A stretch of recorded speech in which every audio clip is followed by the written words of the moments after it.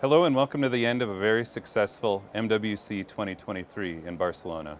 My name is Brian Connelly, the Vice President of Data Science at Ookla, the worldwide leader in connectivity analytics. I'm joined here today with Dario Talmesio, Research Director of Service Provider Strategy at Omdia, and Sylwia Kechiche, Principal Analyst at Ookla, where we'll be discussing some top key takeaways from this year's event. So it's been a very busy show, lots of things going on, lots of excitement. Dario, can you tell me what have been the highlights for you? There is so much going on at this show. It's always a challenge to say, okay, this is the one thing.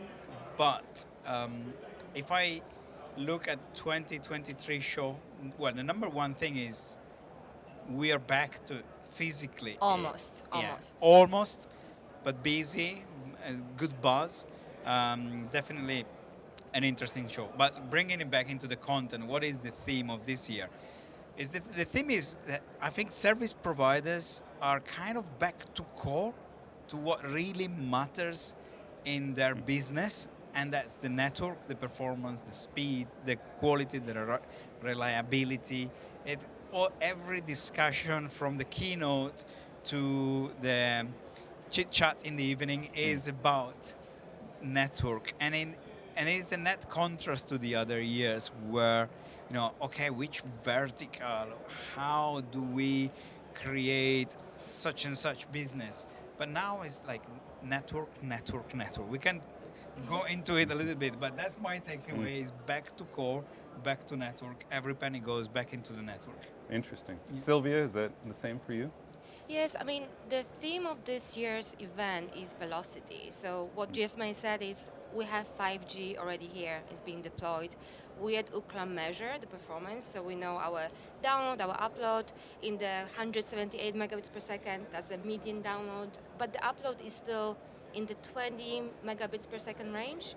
And we just discussed the latency, which is 24 milliseconds. So when you think about the 5G and how it performs, it's still far away from the promise that we've seen, like the gigabyte speeds and so on. So you're right, it is about networks, but we're seeing a vast understanding that the situation right now in terms of the financial crisis, in terms of the energy being quite expensive, it is about how do you make those networks more efficient, but also more sustainable. So obviously faster, better, but at the same time, we're already starting to discuss 5.5G, 6G, and all those conversations. Today I was moderating a panel about, on 5.5G and what is that we see. And these are some building blocks already. We also heard all the discussion about fair share, right? Who should be paying for the investment? The massive investment that operators make into the networks compared to OTTs, and there's a bit of a ping pong, right? Did you see the ping pong that happened? Absolutely, and that's, I know earlier on we were talking, so you've been coming here for many, many years. What's new, what's the difference? And in some ways, if you think about all the debate about the fair share contribution, all the debate around, all the announcements around network APIs.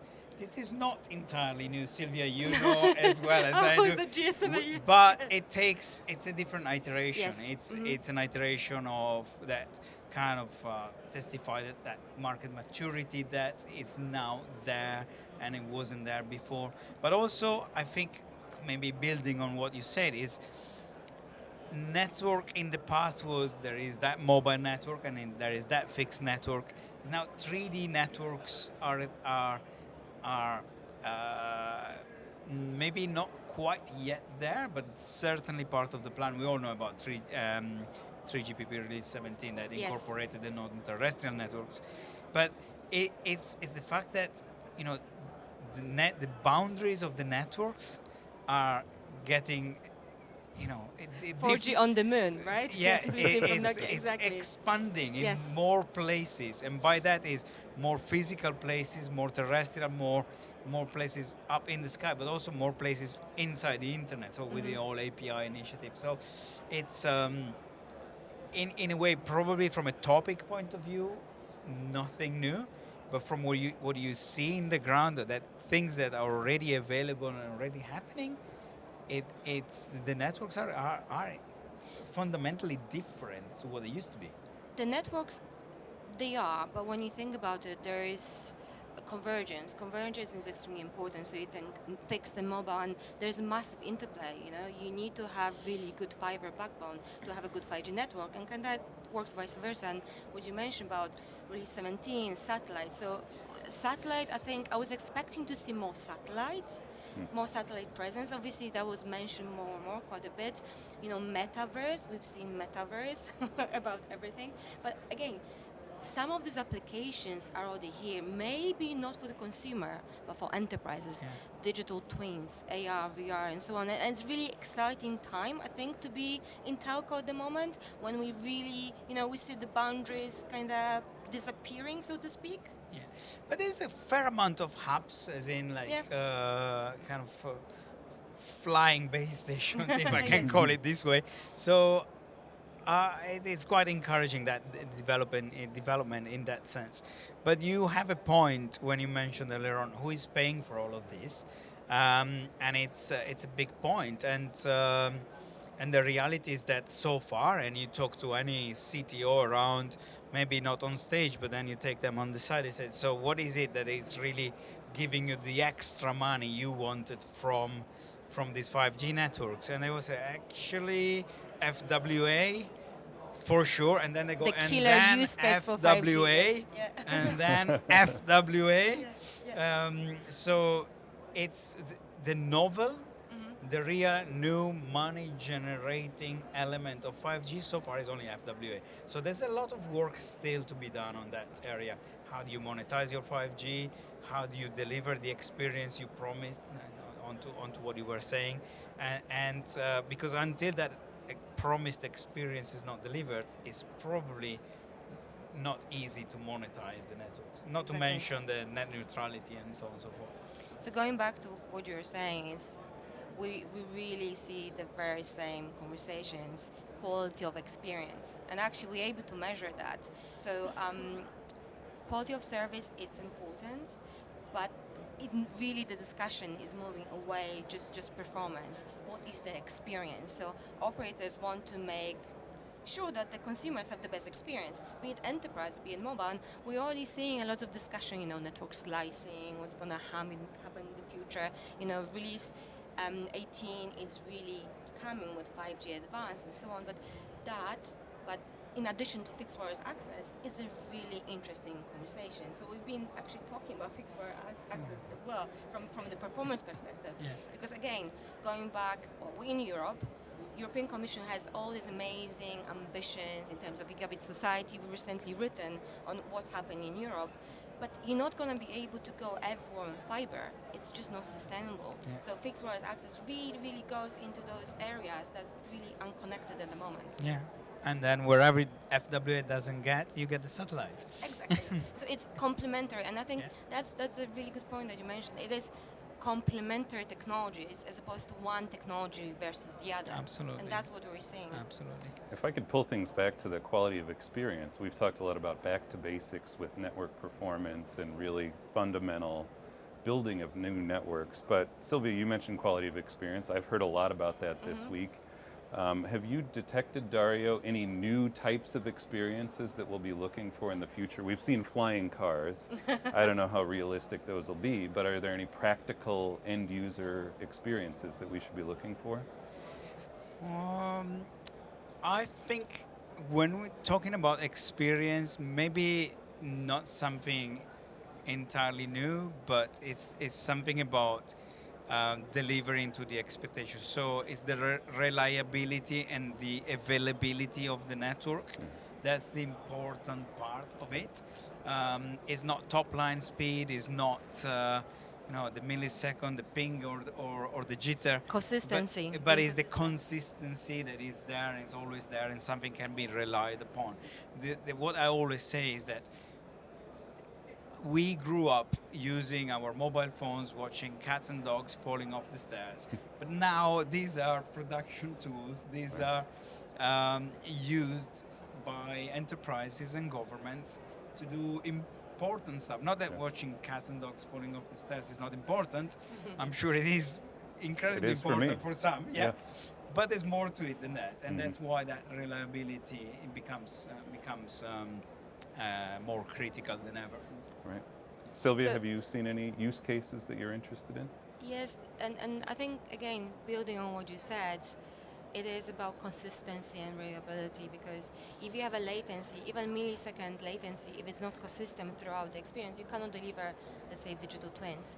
And there's already some applications in terms of AR, VR, helping multiple different verticals. Like, for instance, healthcare workers can take a break and immerse themselves in, like, being on the beach because they're so stressed and so on. So if you have a very high latency, you're gonna get a headache. So that's the reason it is so important for this to be consistent. And we see this, and I think we're gonna be talking more about your experience when you're using the network. So latency is important for gaming, for the video streaming on the consumer side, but enterprise side, it is really right now moving towards designing in the so-called metaverse, simply because it saves costs. And enterprises need to save costs really, really quickly. But that's the other point of the event. I know we don't, it's probably not the most exciting story to talk about cost, but it really is. You're a data scientist, so you know how important it is to accurately understand who is using what and what data tells you about it. And it's not just about network automation, it's about understanding exactly where to put every CapEx dollar, and there is a lot of it in the telecom industry. Precisely about 300 billion, I would say, just for the telecom, for the networks. So how do you accurately decide where to pinpoint these CapEx dollars for your network, where the customer wants it and where it's needed? So in a way, this industry is looking at not rationalizing, but right-sizing according to the time, the moment, the time, the customer, and the place. So it's no longer a blanket network covering everything at the same time, the same for everybody, but where it's needed, kind of putting resources where the resources are needed and where resources generate returns. That's the big underlying So thing. network optimization is key, and that's what we hear from our clients. Actually, they're saying data traffic is growing. We heard from Smart Philippines, they were saying the data traffic grew 30% year on year. So obviously they have to build out networks to be able to deal with the demand. At the same time, they have to be cost conscious, save OPEX. So what they do is exactly that. They plan to make sure that they have the network where it's needed, but they're also putting some of the sites in the sleeping mode, just to ensure that they are more efficient. You both mentioned network efficiencies and improving efficiencies, and I think that dovetails nicely with another theme I've seen here, and that's building green networks and operating green networks. How do you see those two worlds colliding? Well, I don't think they are. Nah, They're not colliding. No, no. But no, I think I know what you mean. Maybe when we were talking about sleep mode, we weren't referring just to networks, but also the lack of sleep over Mobile World Congress. Of course, there is an urgent need to reduce energy consumption in the network, but obviously that's the whole sustainability topic on network goes way beyond the cost of, no, not the cost, the network consumption, so the energy consumption. It's also about the equipment that is used for the networks and the equipment we use in our pockets. So, and the topic is vast, and in some ways also outside the responsibility or outside the sphere of control of service providers. They only, to a point, manage what we do with devices. But introducing circularity on every hardware element of the network is really important. So all the circular economy there it's really important for them. Also being able to measure things that are outside their control, the so-called scope 3 element, it's another important factor. So in fact, the majority of emissions are those that go under the scope 3. So there's very little that they can do. But overall, from this show specifically, network operators are really trying to explain to the market and the business that they are, yes, part of the problem because they need to reduce their environmental footprint, but they are also part of the solution because they can help other industries and other companies to reduce their own carbon footprint. So that is a really important point that we need to take home from this event. That makes sense.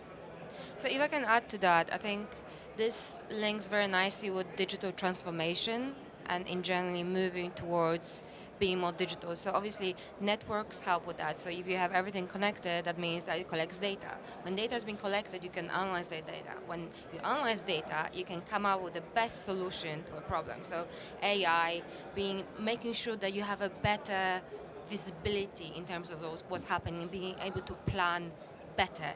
That for sure, that's what helps. And I think we're seeing use of AI more and more, both on our devices, but also in the networks. So I think that's one of the key ways operators can actually reduce the carbon footprint in a way. But as Dario mentioned, enterprises themselves, by using digital technologies, can also become more efficient. Very good. Interesting. AI, another theme. I guess if I were to ask you to look into your crystal ball, what are the themes that we're going to be seeing next year? Are we going to be focused more on the same types of issues you've described already, or do you think there's some new whiz-bang technology waiting to be discussed next year? I'm sure there will be, and I think an interesting area is the one of around automation. Now we are at a certain level of automation. We need to move closer towards that kind of how do you say, hypothetical kind of network that runs itself. That will obviously, it's an ambition and a statement, a vision rather than a reality, but we need to move gradually towards that point and we need to make some good progress towards that point. So from next year, I am expecting to see a lot more on that area of development, but many more, and I'm planning to come back. So We'll see how right you are next Yeah. year. Sylwia, how about you? What are your predictions for next year? I think we're going to starting to talk more about 6G next year. I have a feeling as 5G is being finally defined, we're going to start talking about the next generations of networks. But I think I really like the focus this year more on networks. I would like to see more discussion about how you can monetize all the investment that operators made, because it's still very much, yes, we need to invest more, we need to invest more, we need to collaborate, open API initiative, to build things together, the ecosystem play and so on. And we've been saying this for years and years. I mean, we've heard this probably for the past, 10 years, all the time, right? But I think next year we're going to really see the convergence of different technologies come together, and probably we might see even some new devices. One thing that really excites me is as 5G is entering more emerging markets, fast-growing markets that have very different needs. 5G in India, been launched in October. We're already seeing uptake. I mean, massive market, massive potential, and then with the Make in India initiative, we're probably going to see quite a lot of innovation because you have startups. You have a market that's really, really ready to adopt the new technology and do things with that technology that couldn't before. I mean, when you think about it, in our global index, we see India has gone up, I think, 39 places. I mean, that's massive. Impressive. And that's really bringing more people into the digital economy, making them be online, making them participate in the wider society and have access to things that they didn't have before, like education, learning, and so on. And one last point I'm going to make, I can go on forever, is what we see right now is really interesting point of time when there's a financial crisis, there's inflation, so obviously cost saving is front of mind. But on the other hand, we have labor shortages and lack of skills for certain sectors. So I think we need to be thinking how to solve this issue and become Right. just a bit smarter and use AI for our future, so to speak. Great. Well, Dario, we can't have you here at the Ookla booth without asking. Have you taken any speed tests while you're here at MWC? Yes, I have actually. So I'm one of those that everywhere I travel, first thing I do when I get to the city center, I test my network. And I'm not saying because I'm guest at your No, at no. your booth, but Good to I'm hear. an enthusiast of all of this stuff. So I did take a speed test, and it's pretty good. Oh, great. I'm on. Can I say it? I guess I can. I'm on Vodafone. I'm 608 meg Wow. download and 101 upload. It's quite impressive. That's really impressive. And The upload in particular. the upload in particular. So those are the cases in which I say, you know what? I'm actually okay spending the money I spend with it. Yeah. That makes sense. And talking about speed tests, Telefonica has launched the millimeter wave here at MWC. So we walked over to the booth and we've seen speeds, and wait for that, 1.2 gigabits downlink. Wow. So remember, we recently published analysis looking at millimeter wave space, and we've seen in the US 1.6 gigabits per second speed and so on. And we're really potentially going to see millimeter wave happening in Europe as well. Wouldn't it be that interesting to see? But yeah, definitely, we're seeing some really pretty impressive speeds here at MWC. Well, thank you both very much for joining me today. It's been really interesting to hear your takes on MWC, and I hope to see, Sylwia, your vision for 2024 come true. It sounds really exciting. Thanks again. Me too. Thank you. Great to be here. Thanks, Brian. Thanks, Daria. Thank you, Sylvia.